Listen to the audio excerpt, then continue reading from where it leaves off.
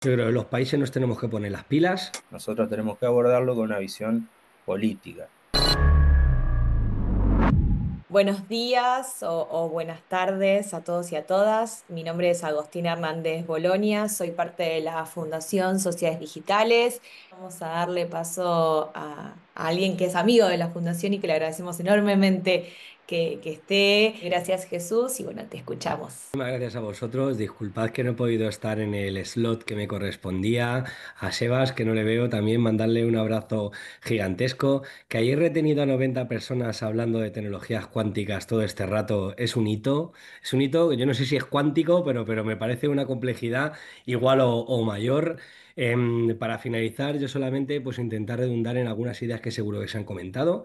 Yo creo que los países nos tenemos que poner las pilas. Nosotros como España hemos desplegado, hemos hecho nuestra estrategia cuántica, hemos desplegado diferentes proyectos como es el ordenador cuántico que tiene el Barcelona Supercomputing Center, que es el primer ordenador cuántico con tecnología única y exclusivamente europea, que también es uno de los retos. Y bueno, y ahondar que este tipo de conversaciones tienen que ser muchísimo más frecuentes porque aunque parezca que esto es algo que pertenece al futuro, es un elemento que nos toca muy de cerca, ¿no? Yo creo que nos toca por una parte que es la soberanía digital.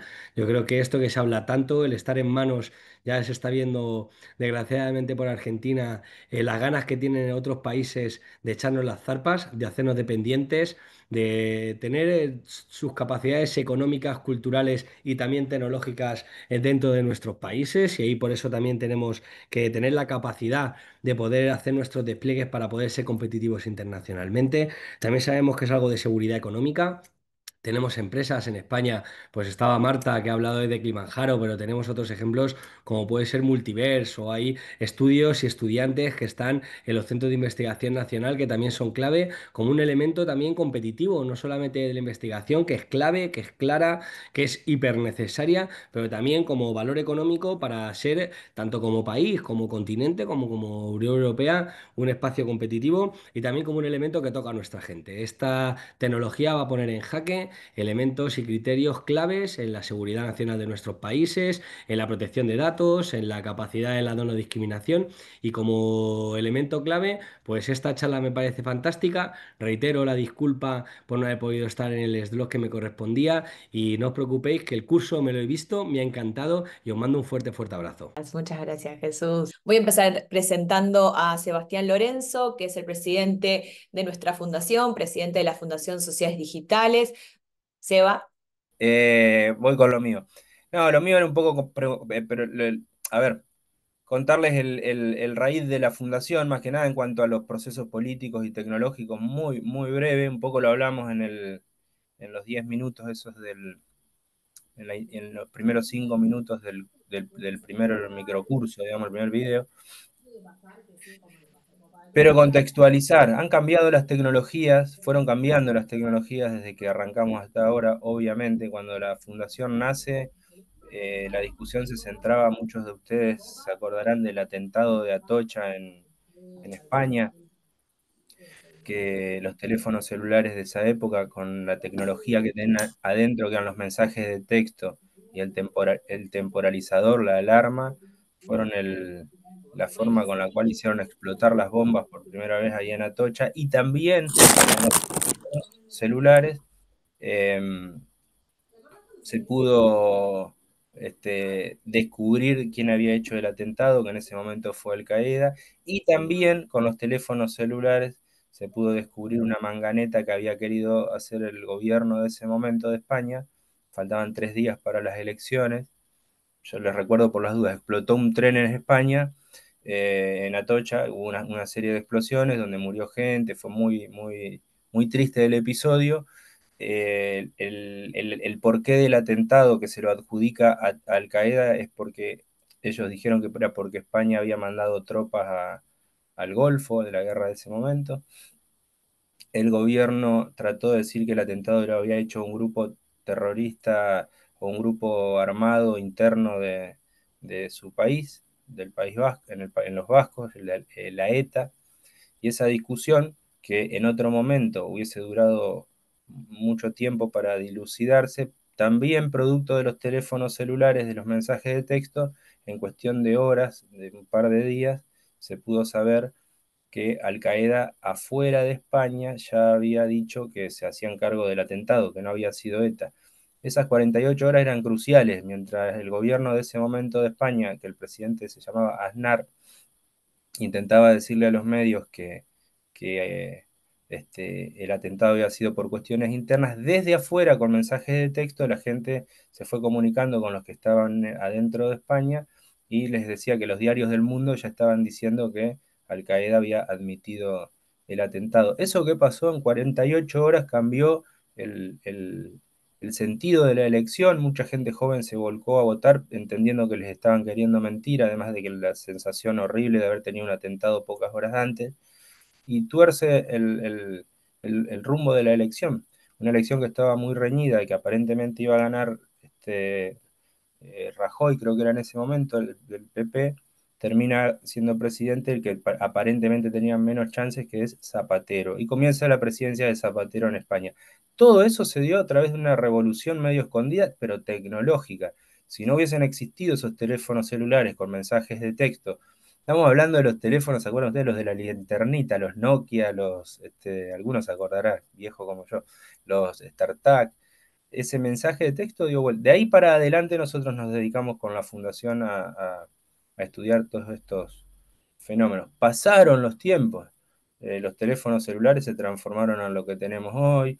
En ese momento las páginas de internet eran los blogs, pasaron a ser las redes sociales. En el tiempo llegó la inteligencia artificial y hoy nos encontramos hablando de tecnología cuántica. Puntualmente a mí lo que me gustaría decir como contexto y que quede claro que el rol de la fundación es un rol político en este sentido. Es un rol de estudiar desde la política. Cada uno tiene su corazón puesto en uno o en otro lado. No nos adentramos tanto en eso, pero sí entender que estos procesos fueron cambiando las cadenas de agregado de valor, de las modalidades de contratación en los trabajos, los oficios. Y bueno, y llega la inteligencia artificial y ese monstruo que anda dando vueltas que todos tenemos por ahí, de si mi oficio seguirá, si no seguirá, para dónde tengo que arrancar con esto, y comienza a generar encima de la cantidad de incertidumbres que tiene el mundo de por sí, una nueva incertidumbre si me quedaré sin trabajo, sin laburo, como decimos en Argentina, si la tecnología viene por nosotros, lo que empieza a reconfigurar también el rol de los sindicatos en todo esto, de los trabajadores organizados. ¿Qué serán las discusiones de paritaria dentro de pocos años cuando las fábricas estén llenas de robots más que de personas, o cuando exista un margen de ganancia mucho más grande porque se necesite menos mano de obra para producir lo mismo? Si esas ganancias quedarán en manos de una mejor distribución entre los trabajadores, o que los trabajadores puedan disponer de más tiempo para estar con su familia, pero sin que eso achique sus salarios, o si ese margen de ganancia irá a parar solo a la mano de los multimillonarios de siempre. Bueno, malas noticias si miramos para atrás. Hasta acá en los últimos 20 años, cada adelanto tecnológico que parecía venir con más democracia, lo que trajo fue en muchos casos retrocesos en la en la forma de acceder a los trabajos y en las modalidades muchas veces de los trabajos. Con muchas cosas buenas también. Hoy la inteligencia artificial le permite a un médico llegar a diagnósticos mucho más rápidos y salvar vidas, y son herramientas, sí es verdad. Pero en el margen general, desde el inicio de la informática hasta ahora y desde la conexión de toda la ciudadanía ahí adentro, seguramente si hacemos un balance, hay muchas cosas que deberíamos mejorarlas por lo menos. Nuestro nivel de estrés, la vida que estamos llevando y la cadena de agregado de valor de una computadora desde que se inicia, porque una computadora no hay que olvidarse que está hecha con artefactos, con cosas, como vimos en este curso, hay una parte que es el hardware, por ejemplo, que hay que hacerlo. A ver, ¿qué venimos viendo con la fundación? Y lo hemos visto en tiempo real durante 20 años, o sea que a nosotros no nos la contaron. Cada avance de esto viene con cosas positivas, con cosas negativas, pero siempre la solución, la forma de abarcarlo está en dos lugares, en la política y en el mercado. en la política y en el mercado. Hasta aquí ha triunfado ampliamente el mercado. O sea, las políticas del desarrollo de la industria tecnológica digital las guía el mercado, los tiempos también. Ahora, además con Internet tan desarrollado y estas tecnologías que son tan difíciles de replicar en países pequeños o periféricos, porque nosotros podemos utilizar esta tecnología, pero no tenemos los recursos para liderar estas tecnologías hoy.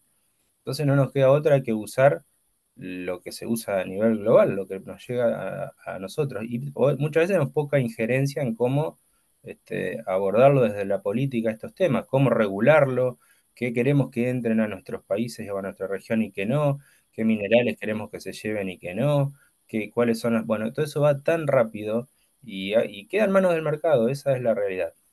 Em, Puntualmente ahora, en este momento, comienza además un proceso positivo tal vez, que es que la clase política empieza a interesarse por estas cuestiones.